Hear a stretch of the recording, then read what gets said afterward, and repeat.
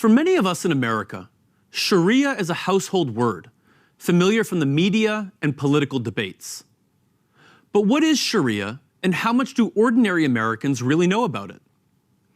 We may think of it as Islamic law, but that doesn't tell us very much if we know little about the Islamic tradition.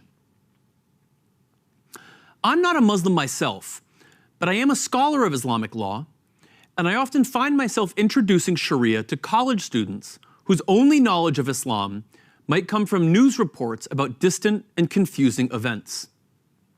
I tell them that for Muslims, Sharia means the way or path to God. I also explain that it's broader than just law and refers to the very idea of God communicating with humans through revelation. This is why for Muslims, the Sharia includes God's messages to previous prophets, from Noah to Abraham, Moses, and Jesus. This shouldn't be a surprise.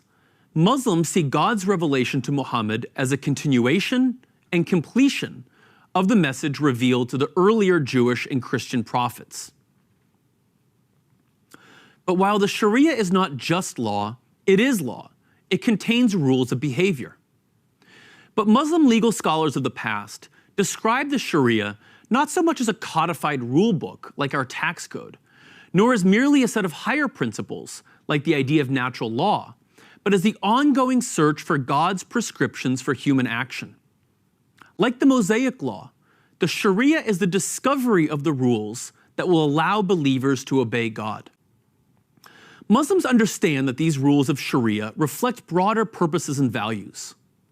Scholars and theologians have traditionally said that the entire Sharia is designed to protect human welfare, which they define through 6 core universal interests: life, religion, reason, wealth, family, and honor.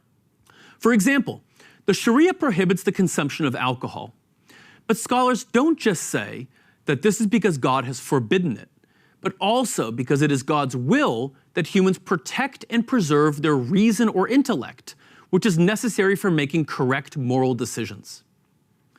The Sharia also prohibits sexual relations outside of marriage.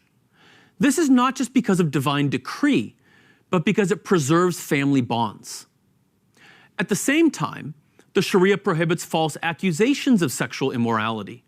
This protects human dignity and honor, which are necessary for living a good life. So the Sharia should first be understood by its goals and values before its rules. What then are those rules? And if they are not codified, how are they known?